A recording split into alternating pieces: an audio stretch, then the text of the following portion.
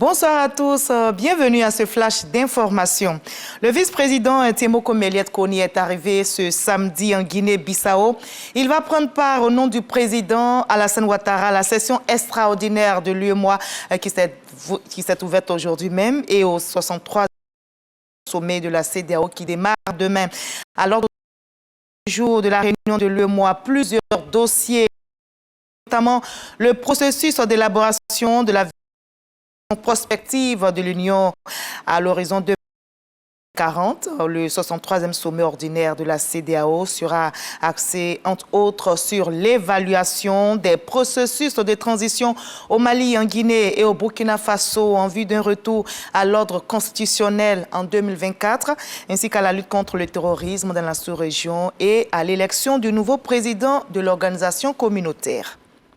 Ici en Côte d'Ivoire, les examens de l'enseignement technique et professionnel sont connus. La session 2023 enregistre plus de 15 300 admis, soit un taux de réussite de 54,23%, un taux en nette progression par rapport à l'année dernière qui a enregistré plus de 11,73%. Ils étaient au total 28 513 candidats en lice cette année.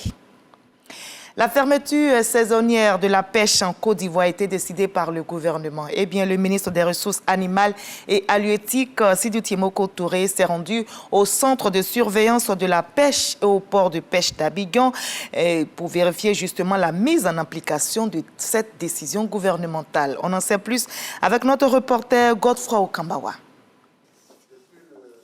Il est 9 h. Et c'est le centre de surveillance de pêche qui reçoit la délégation du ministre des Ressources animales et halieutiques. Ici, tout est surveillé. On est vigilant. Ce dispositif de surveillance installé permet de contrôler l'entrée des bateaux. Pas d'activité, rien à signaler. Les consignes sont respectées. Après le centre de surveillance de pêche, cap est mis sur le port de pêche. Même constat, les décisions du gouvernement sont mises en application. De loin, l'espace de débarcation des poissons est vide.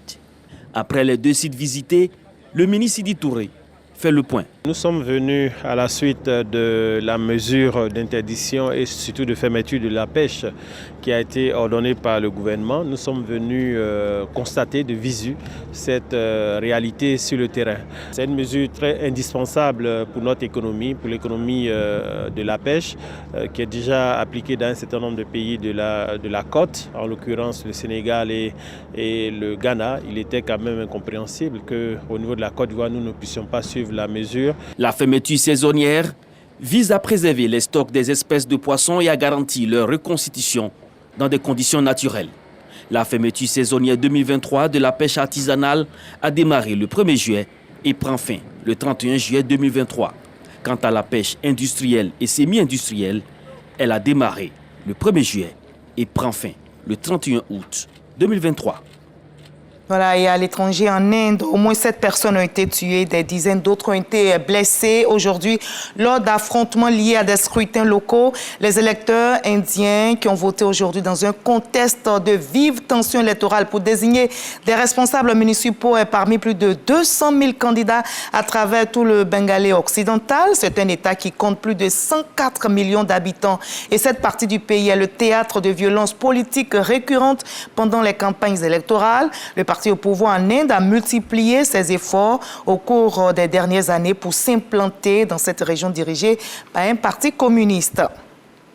En Ukraine, cela fait aujourd'hui 500 jours que les armes crépitent et justement ce samedi, un bombardement russe sur l'imam a fait 8 morts. Les Ukrainiens insistent sur le fait que les missiles octroyés par les États-Unis, missiles à sous-munitions, ne doivent plus être utilisés que sur les tranchées et non sur les villes afin de venir à bout des défenses mises en place par l'armée russe qui poursuit justement ces bombardements touchant des zones civiles comme l'imam dans le Donbass, où 8 civils, je rappelle, ont perdu la vie ce samedi.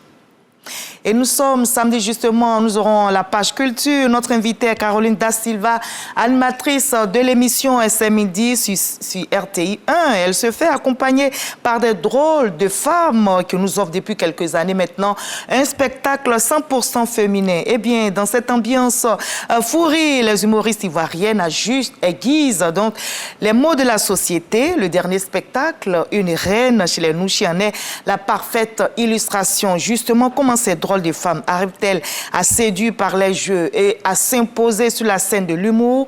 Caroline Da Silva nous en dira davantage. Ne ratez pas, ce 20h, c'est ce soir.